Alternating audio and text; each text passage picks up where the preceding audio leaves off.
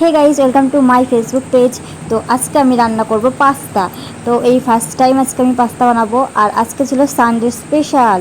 তো আজকে আমার বড় বাড়িতে ছিল, তো তার জন্যই ভাবলাম পাস্তাটা অনেক দিন থেকে আনা আছে বাড়িতে, বাট করাই হয় না, কারণ বাড়ির মানুষরাই বাড়ি থাকে না, আমার শ্বশুর বর কেউই বাড়ি থাকে না।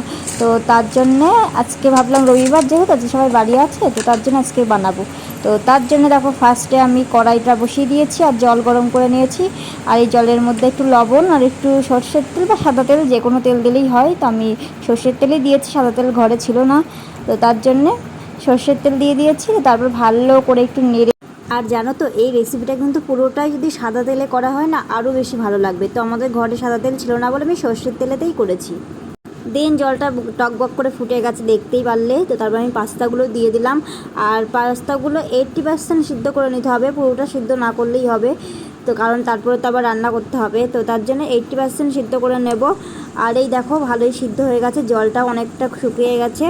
তো এইবার ঢেলে নেব। তো তারপর দেখো নাড়াচাড়া করে এবার ঢাললাম একটা ঝুড়িতে। তো ঝুড়িটা একটু মানে যে এরকম ঝুড়ি হলে বেশি ভালো হবে, কারণ জলটা নিচ দিয়ে পড়ে যাবে। আর জানো তো এখন মনে হচ্ছে এইটুকু পাস্তা, কিন্তু বিশ্বাস করো আমরা এইটুকু পাস্তাও খেতে পারিনি সবাই মিলে। তো বললামই তো আগে যে আজকে পাস্তা বানাবো, আর আমি কিন্তু আজকে ফার্স্ট টাইম বানাচ্ছি, তো কীরকম হবে বুঝতে পারছি না। তো যাই হোক আজকে একটু সবজি দেবো পাস্তাতে। তো তার জন্য দেখো নিয়ে নিয়েছি একটা ক্যাপসিকাম, একটা গাজর আর টমেটো, তারপরে এই লঙ্কা ফঙ্কা নিয়েছি। আর পাস্তা কিন্তু আমি এর আগেও খেয়েছি, কিন্তু আমি কোনোদিন বানাইনি, আজকে ফার্স্ট টাইম বানাবো। সিদ্ধ করা হয়ে গেছে, আর এখন এই গাজরটা কেটে সিদ্ধ করতে বসিয়ে দেবো। আর সত্যি কথা বলতে না, তো এই চাকু দিয়ে আমি কাটতে পারি না, একটু বেশি ভালো হয় বটি থাকলে। তো বটি তো খুঁজে পাচ্ছি না, দেখছো আবার গায়ে মনে হচ্ছে এত মোটা হয়েও গায়ে শক্তি নেই, কাটতেই পারছি না। দেখি কিরকম হয় আজকে।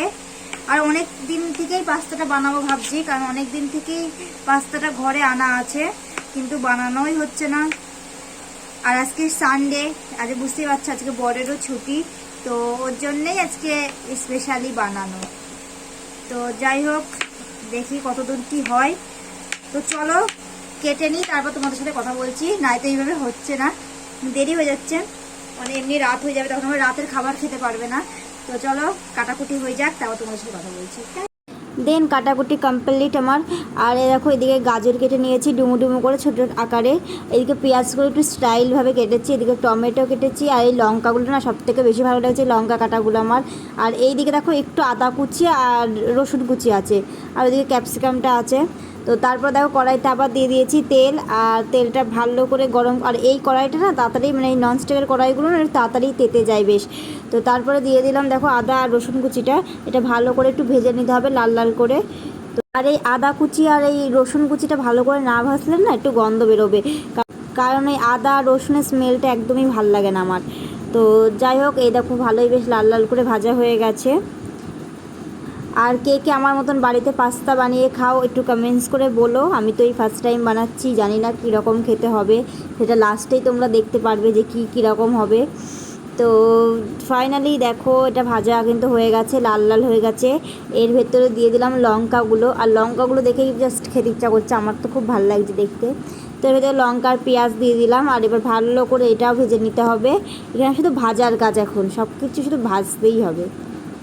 পেঁয়াজ লঙ্কাটাও একটু একটু ভাজা হয়ে গেছে, তো এর ভেতরে দিয়ে দেবো গাজর আর ক্যাপসিকামগুলো, কারণ গাজরটা একটু নরম নরম না হলে ভালো লাগে না, আর আমি তো এমনি গাজর খেতে ভালোবাসি না। তো যাই হোক এইগুলোও দিয়ে দিয়েছি। তো এই দেখো ভালো করে ভাজা হয়ে গেছে দেখতে পাচ্ছ।